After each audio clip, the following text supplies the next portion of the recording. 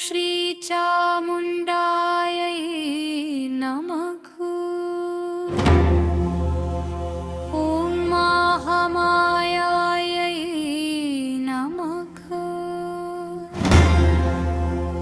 ॐ श्रीमत्सिंहासनेश्वरी नमः। ॐ श्रीविद्यावेद्यमहिमायै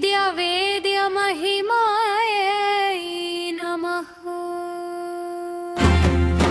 ॐ श्रीचक्रपुरवासिन्यै नमः। ॐ श्रीकण्ठदयितायै नमः।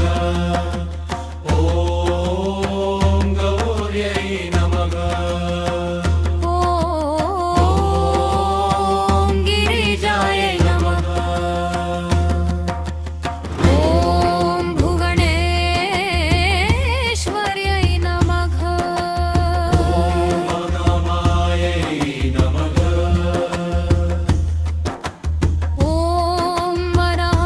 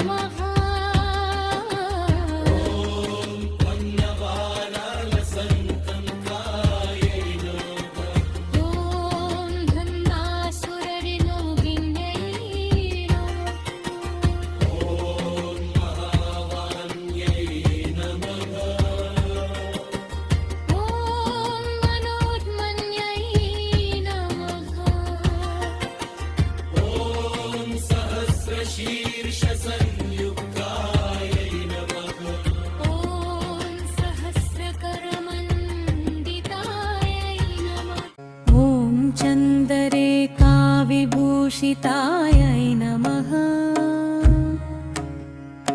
ॐ चराचरजगद्रूपायै नमः ॐ नित्यक्किनायै नमः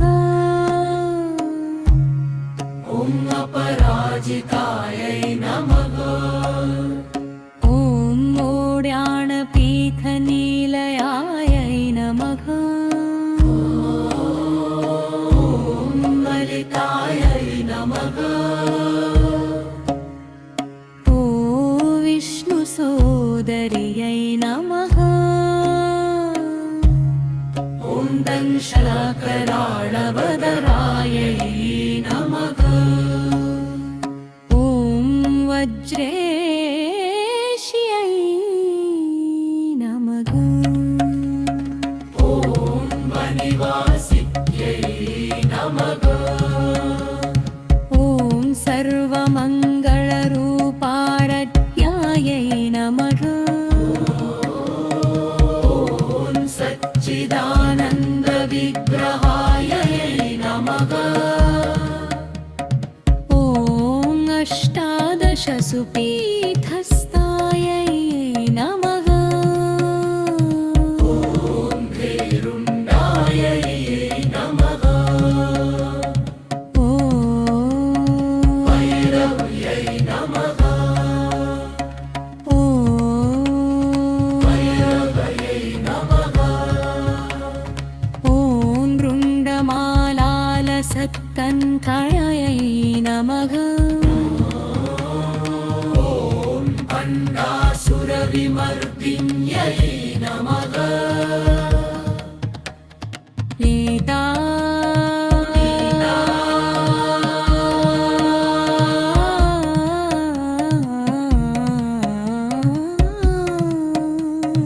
ॐ पुण्ड्रेक्षुकाण्डकोदण्डायै नमः ॐ पुष्पबाणलसत्केतयायै नमः ॐ शिवदूत्यै नमः ॐ वेदमात्रे नमः ॐ शाङ्कर्यै नमः ॐ चतुःश्युपुचरारक्कायै नमः ॐ योगिनी गणसेवितायै नमः ॐ वनदुर्गायै नमः नयनयन